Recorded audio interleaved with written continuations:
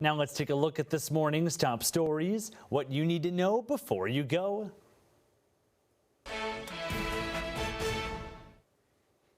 Income tax returns will be due in just over a month. The Center for Siouxland in downtown Sioux City has offered volunteer income tax assistance, also known as VITA, for more than 40 years now. Through the program, volunteers trained by the IRS can help most taxpayers with filing their returns free of charge.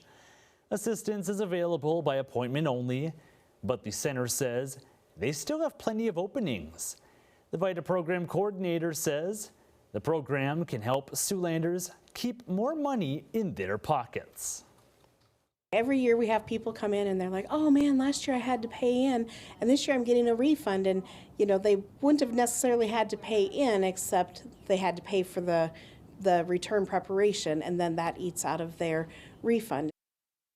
So far, the Center for Siouxland has helped file about 1,300 returns, and they expect that number to rise to about 2,800 by the time tax season is over. Elsewhere, South Sioux City will have a special election coming up for a school bond. That bond is a proposed $127 million.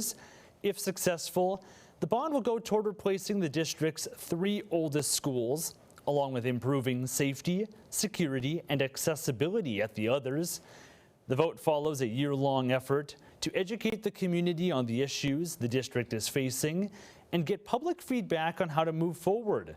The South Sioux City superintendent says the process is long overdue. We know that we're just, it feels like sometimes we're days away from something happening at our 100-year-old building, right? We have a cast iron pipe that, you know, it's crumbling as we speak. And so there is a sense of urgency. It's been 25 years since we've had any large capital improvement projects done here. And so it's timely. There's a sense of urgency. And we think the time to act is now. The special election is set to take place on May 13th. It needs a simple majority to pass. And in other school news, some students surprised a teacher who won an award. That teacher, Jessie Cofield, has been with West High School since 2009.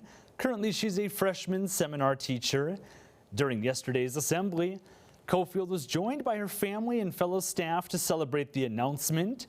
School officials say Cofield helps foster a positive learning environment, and she works tirelessly to connect with the students she loves. My students mean the world to me. They're my why. They're why I wake up every day and get ready for work. I don't have a day that I don't want to come in and see my students. They put a smile on my face, and I try my hardest to put a smile on their face every day. Cofield is also being considered for the Iowa Department of Education's Iowa Teacher of the Year Award.